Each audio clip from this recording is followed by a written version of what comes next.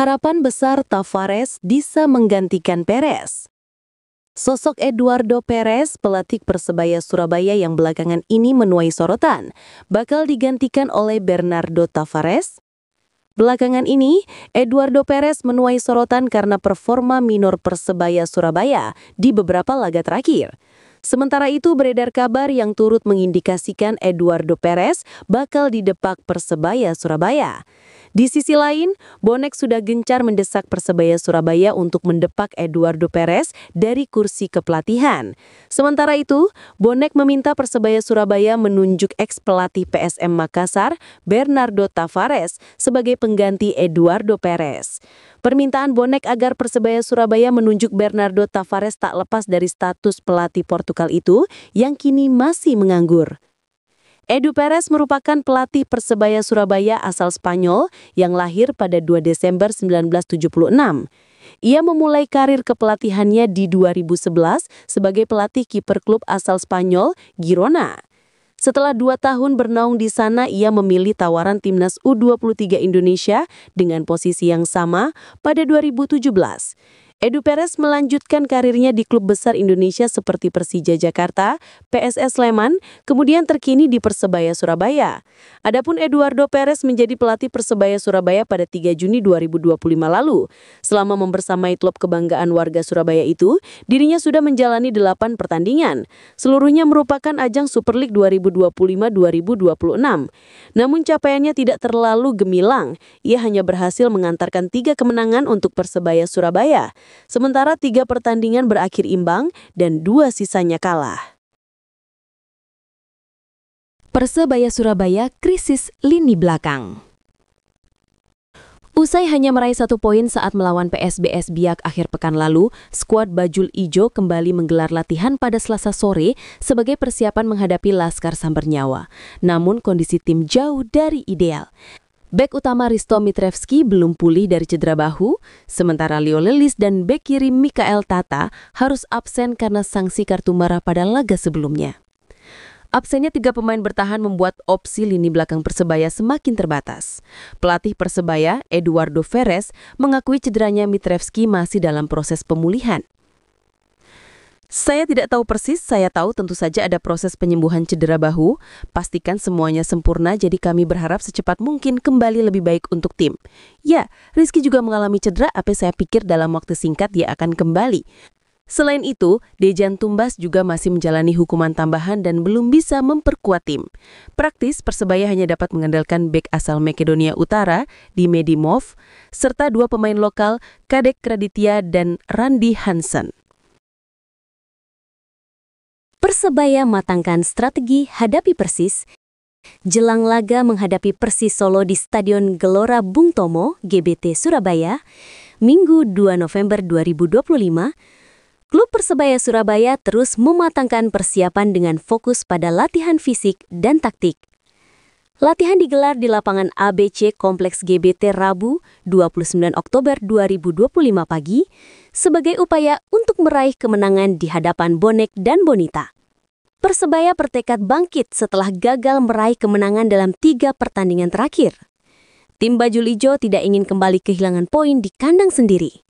Dan laga melawan Persis Solo menjadi momentum penting untuk kembali ke jalur kemenangan. Persiapan terus kami lakukan untuk menghadapi Persis Solo. Hari ini latihan difokuskan pada aspek umum seperti fisik dan taktikal. Setiap pekan kami menekankan latihan khusus, termasuk penyelesaian akhir. Ujar pelatih Persebaya Surabaya Eduardo Perez seusai latihan. Menurut Perez, seluruh pemain dalam kondisi siap tempur menghadapi Persis Solo. Latihan intensif dilakukan untuk menjaga konsistensi permainan dan memantapkan strategi serangan agar bisa tampil dominan sejak awal laga. Sementara itu, Dejan Tumbas, pemain asing andalan Persebaya, diprediksi akan kembali merumput setelah menjalani sanksi larangan bertanding selama 2 pertandingan akibat kartu merah. Kehadirannya diharapkan dapat memperkuat lini depan Green Force. Dengan motivasi tinggi dan persiapan matang, Persebaya bertekad menutup pekan ini dengan kemenangan di kandang sendiri sekaligus memperbaiki posisi di klasemen. Persebaya hadapi tim yang tepat untuk menang? Kondisi Persebaya Surabaya atau Persebaya Surabaya 2025 sedang tidak baik-baik saja. Hasil minor dalam 3 laga terakhir Super League, 2 kali imbang melawan Dewa United dan PSBS Biak, serta sekali kalah dari Persija Jakarta, melambungkan tanda bahaya. Green Force kini terpuruk di posisi ke-10 klasemen sementara, dengan hanya mengumpulkan 11 poin. Konteks ini, yang membuat pertandingan melawan Persis Solo, yang tercecer di peringkat 17 dengan 5 poin, menjadi begitu krusial. Bagi manajemen, supporter, dan pemain Persebaya, hasil selain kemenangan di kandang sendiri akan menjadi mimpi buruk yang memperlebar jarak dengan papan atas. Merespon situasi genting ini, sang nahkoda, Eduardo Almeida Perez, telah memutar otak. Latihan intensif telah digelar, salah satunya di lapangan ABC Kompleks GBT, Rabu 29 Oktober 2025. Dalam sesi latihan tertutup itu, Perez menyatakan kesiapannya menghadapi laga vs Persis Solo. Kami sudah menganalisis kekalahan dan hasil imbang itu. Sekarang, fokus saya adalah menularkan energi positif. Mental pemain adalah kunci utama. Mereka sudah berkorban banyak, dan saya yakin ini adalah momen titik balik untuk Persebaya bangkit. Tegas pelatih asal Spanyol itu dengan penuh keyakinan. Pernyataan Perez ini menjadi sinyal kuat bahwa strategi melawan Laskar Sambernyawa tidak hanya bermain di tataran taktik, tetapi juga di ruang psikologis. Jika menengok statistik pertemuan head-to-head, angin sebenarnya berhembus baik untuk Bajul Ijo. Dari 4 pertemuan terakhir kedua tim, catatan sejarah rivalitas menunjukkan Persebaya unggul dengan 2 kemenangan, 1 hasil imbang dan 1 kekalahan. Bruno Moreira siap ukir sejarah laga ke-100. Bruno Moreira akan tercatat dalam sejarah Persebaya Surabaya. Ia akan menjalani laga ke-100 di kasta tertinggi sepak bola Indonesia saat Persebaya menghadapi Persis Solo, Minggu 2 November 2025. Perjalanan Bruno bersama Persebaya dimulai pada Sabtu 11 September 2021. Ia melakoni debutnya melawan Persikabo di Stadion Wibawa Mukti.